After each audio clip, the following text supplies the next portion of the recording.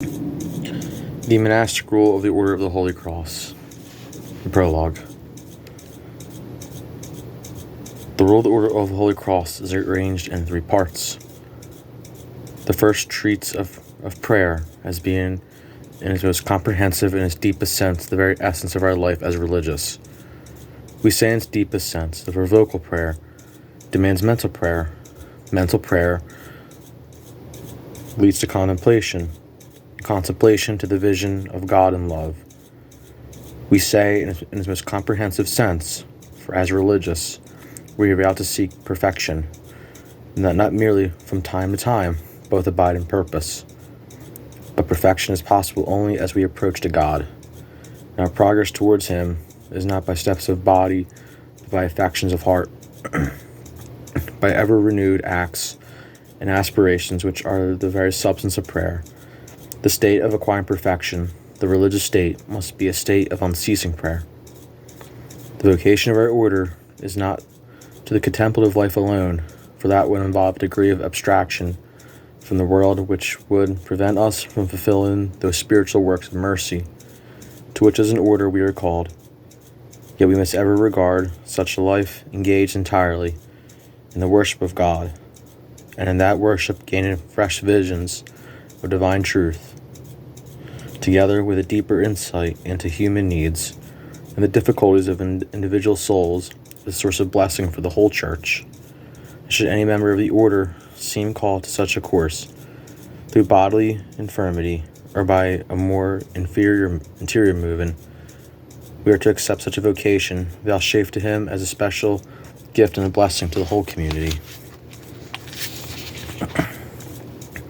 But we're always to remember that through our vocation, as an order, it is to the mixed life, active and contemplative. Yet the contemplative is that which also can vivify and supernaturalize the active. It is for this reason that we put the exercise of prayer foremost in our rule. Nor are we to think that a life of contemplation is one of calm retirement, freed from the necessity of spiritual conflict, from temptation and the persecution of the foe. There will be no clear knowledge of God without greater purity of heart. There will be no purification without pain, no rapture without desolation, no Tabor without Calvary.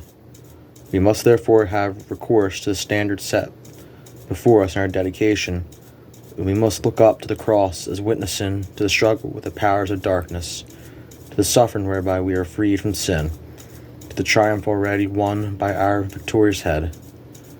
We must rejoice in the Holy Cross as the glory of the Christian name.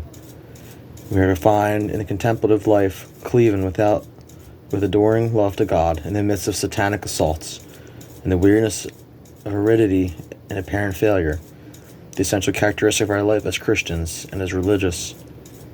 Yet we must also bear constantly in mind that a share in the merits of the cross will be our portion only as we strive for a complete surrender of our wills to our crucified Redeemer, and that only as we live true to our vow of obedience can we find in Him the author of our salvation.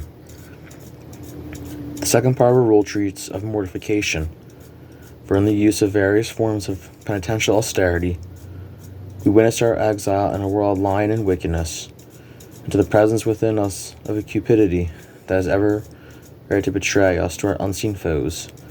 If we would pray, we must fast. That is, we must deny to the appetites of our bodies and to the desires of our fleshly mind the satisfaction which they crave. We are not to regard the practices of mortification as mere punishments, intended to make up for sins we have committed, but as penitential exercises by which the loving soul reaches out after God and seeks to repulse Satan. For the evil one must tremble as at every act of faith which is performed in the power of the Holy Ghost. We are not to regard the body or material nature as essentially evil, nor treat our physical being as the enemy to be slain. On the contrary, we must recognize that the body has a noble purpose and a heavenly destiny, and that is to share by a certain redundance of glory in the beatification of the soul. We are not to despise it, since it is to be fashioned like unto the glorified body of our Redeemer. But we must rejoice to offer it to be crucified with Him in outward weakness, that He may die to the power of Satan and pass beyond his assaults into the paradise of God. We are refined in our vow of chastity, a constant barrier against all that would defile us in flesh or spirit. We must strive not to so much after great austerity, after steady living of the crucified life. The third part of our rule treats of good works, both within the community and without. These works must be the results of our life of prayer and penance. They will bear the fruits of that tree of life to which we have been nailed in our profession: supernatural love for our fellow members in the order, wisdom and order in all things to God's greater glory, diligence in intellectual work, cheerfulness in all tasks, however lowly, and to the world without supernatural meekness, zeal for the conversion of sinners, love for souls, willingness to suffer for and with them till Christ be formed in the hearts of his people.